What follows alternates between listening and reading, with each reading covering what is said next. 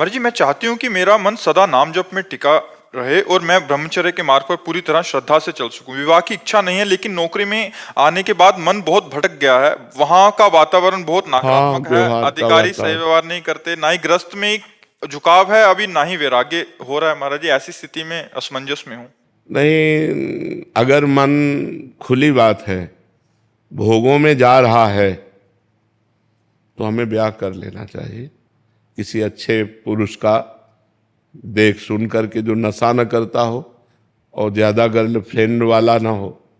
ज्यादा शब्द का इसलिए प्रयोग किया कि जैसे हमारी कोई गर्लफ्रेंड है, हमारा ब्याह तय हो रहा है, पर हमारी उससे आसक्ति नहीं है। अब जब हमारी पत्नी आई तो हमने सब गंदी बातें छोड़ दी और अपनी पत्नी से प्यार किया, तो बात चल गई। अगर हमारा गंदा आचरण है बहुत, तो पत्नी से प्यार होगा नहीं, तो फिर गृहस्थी हमारी चौपट हो जाएगी, वो नष्ट हो जाएगी। अब बिल्कुल बॉयफ्रेंड गर्लफ्रेंड ना रखता हो ऐसा, तो हमें लगता है 100 में मतलब अगर छांटने चलो तो शायद 1% मिल जाए तो मिल जाए, नहीं तो नहीं मिलेगा। नहीं तो आजकल उठ के चलना नहीं आता हो, गर्लफ्रेंड बॉयफ्रेंड बनाना शुरू कर दिए। तो इसलिए हम लड़खड़ाते हैं इस बात में कहने में कि बॉयफ्रेंड नहीं है या गर्लफ्रेंड है। तो बहुत समस्या ये है कि शुद्ध वर मिल जाए या शुद्ध लड़की मिल जाए, ये बहुत बड़ी बात है आज के समाज में। तो इसीलिए कि ज़्यादा जो गर्लफ्रेंड बॉयफ्रेंड आदि के चक्कर में फंसे बच्चे हैं, इनकी आदत खराब हो जाती है। ये फिर नियम से नहीं चल सकते, एक पत्नी व्रत नहीं रह सकते, एक पति व्रत नहीं रह सकते, जिनकी गंदी आदतें होती है। तो अगर अपना मन भोगों में जाता है तो मुझे लगता है फिर ब्याह करना चाहिए। लेकिन जो विवाह के बाद क्रियाएं होती है उससे घिनता आती है। अब ये अपने को देखना है कि यदि हमें संभोग नहीं चाहिए, खुली बात है, तो हमें ब्रह्मचर्य से रहना चाहिए। और यदि मन ऐसे, हम शरीर से तो कुछ नहीं कर रहे लेकिन मन से गंदा चिंतन कर रहे हैं, सबसे बड़ी हानि होती है। मान लो हमारा मन का गंदा चिंतन हट जाए तब तो बढ़िया बात है। अगर मन गंदा चिंतन कर रहा है तन से, तो उसका कोई खास पवित्रता नहीं मानी जाती। पवित्रता मन की मानी जाती है। कि अगर हम मान लो शराब आदमी पी रहा है, हम बैठे हैं और हमारा कोई मतलब नहीं, तो हम पवित्र हैं। अब हम शराब नहीं पी रहे लेकिन ललचा रहे हैं देख के, तो हम उस पीने वाले से ज्यादा पवित्र हैं। ये शास्त्रीय नियम है कि अगर हम क्रिया कर रहे हैं लेकिन हमको घृणा कभी न कभी हो जाएगी उससे, लेकिन हम आसक्ति व चिंतन कर रहे हैं और क्रिया नहीं कर रहे, तो कभी वैराग्य नहीं होगा, क्योंकि वो वासना अंदर बैठी हुई है। तो हम ये देखते हैं, अपने हृदय को जांचें कि यदि मेरा हृदय ऐसा कि मुझे पुरुष का सहयोग नहीं चाहिए, तो फिर ब्रह्मचर्य से रहना चाहिए। किसी भी भुलावे में भटकावे में नहीं आना चाहिए। और अगर ऐसा लगता है कि हम कहीं फिसल सकते हैं तो फिसलना नहीं चाहिए। किसी सच्चे, ऐसा नहीं कि नहीं है, एक से एक सुंदर परिवार, वैष्णव परिवार, सात्विक परिवार है, किसी का वर्ण करके अपना जीवन निर्वाह करना चाहिए। राधे राधे महाराज जी। महाराज जी, आप कह रहे हैं कि पूर्व में बहुत सारे अपराध बने महाराज जी, भ्रूण हत्या, व्यभिचार, जो अक्षम्य अपराध ऐसे हुए, दिन रात महाराज जी बहुत जला रहे हैं। महाराज जी, मैं इसका प्रायश्चित करना चाहती हूँ। आप जैसा बोलेंगे मैं अक्षरशः वैसा पालन करने का प्रयास। हाँ, आगे से पाप न हो और एक भागवत सप्ताह करवा लो, श्रीमद् भागवत सप्ताह। भागवत सप्ताह गरज रही है समस्त पापों का नाश करने के लिए। मूल पाठ संस्कृत से, अगर भाई पैसा हो तो 7 दिन भागवत करवा लो, नहीं तो 7 दिन बैठ करके सुनो और वो संस्कृत से बोले, तो निश्चित हमारा विश्वास है कि इस भागवत सर्व समर्थ है। धुंधकारी महापापी था और 7 दिन केवल भागवत सुनने मात्र से विमान आया और वो भगवान के धाम को गया। तो अगर हमसे गलती हो जाए तो उसके लिए प्रायश्चित भी है। तो 7 दिन भागवत सुन लीजिए आप। मुकेश कुमार सिंह जी, मुंबई से। महाराज जी, आप कह रहे हैं कि आपने महाभारत, संकट मोचन, महाबली, हनुमान, द्वारिकाधीश आदि धारावाहिक जो हैं इनका निर्देशक किया। अभी ये एक महाभारत जो व्यास जी द्वारा लिखित है, उस पर एक भव्य फिल्म बनाना चाहते हैं, उसके लिए भी महाराज जी, जिससे लोक समाज। हाँ, अच्छा है, अच्छा है। किसका प्रश्न है? हाँ, अच्छा है। धार्मिक सीरियल पवित्र शास्त्र के अनुसार बने, जिससे हमारे लोगों की भावनाएं धार्मिक बने।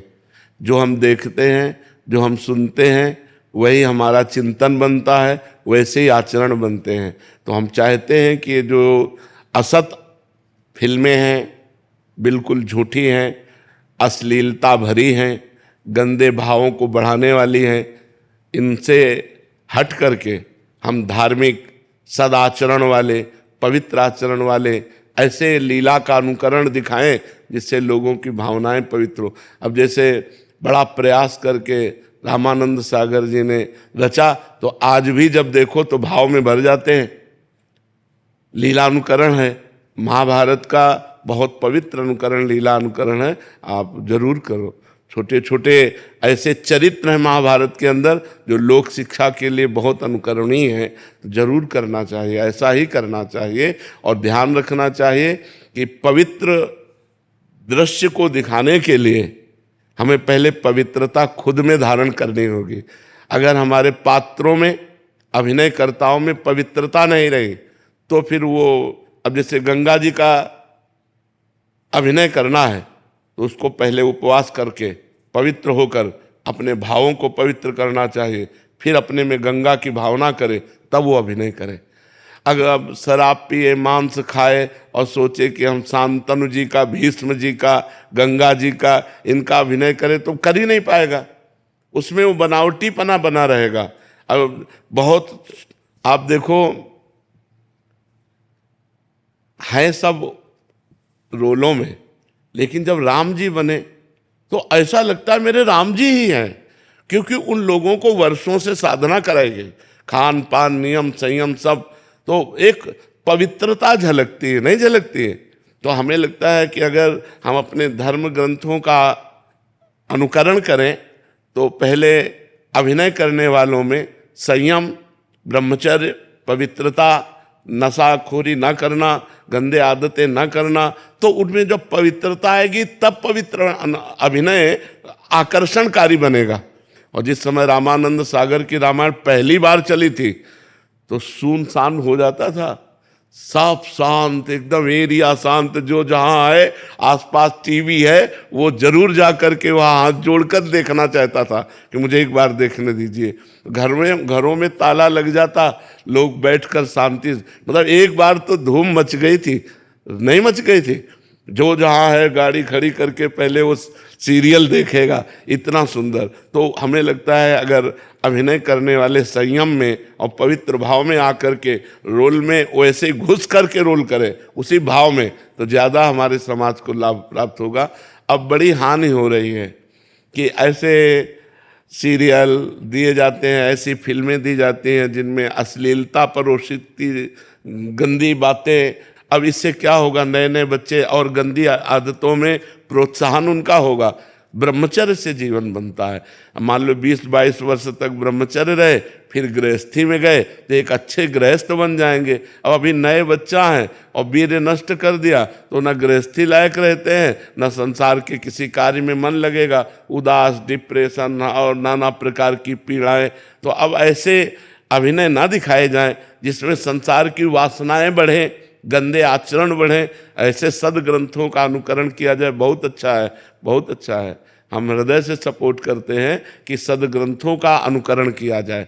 लोग सदग्रंथ पढ़ नहीं सकते, ज़्यादा समय नहीं है कि वो ग्रंथ पढ़े, तो कम से कम छुट्टी में जितना समय मिला तो सीरियल देखे तो सदाचरण तो उनके अंदर आएंगे। बहुत अच्छा है जी। हमें जहाँ तक समझ आ रहा है, एक निर्देशक के लिए सबसे कठिन ये हो जाता है कि ऐसे किरदार मिलना जो मतलब जैसे आप कह रहे हो वैसी भावना से युक्त हो।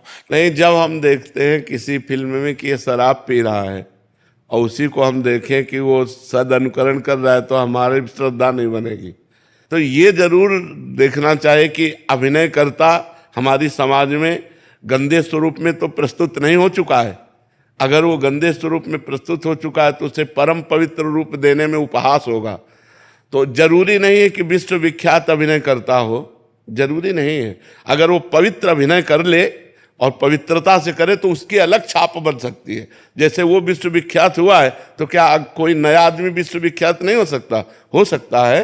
वो प्रयास करे, वो भगवान की आराधना करे, वो जिसका रोल करने जा रहा है उसका चिंतन करे, वो पावर देगा, वैसे अभिनय होगा। बाबा जब ते आप सुनने लगी तब ते भक्ति में मन तो लगवे लगतो बात पहले मतलब मैं महीने को माला ना करता भी एक माला तो रोज है जाए हरे कृष्ण महामंत्र की बहुत कृपा, बहुत पहले मैं बिल्कुल मन ना लगता और नकात्तर भी लग गई।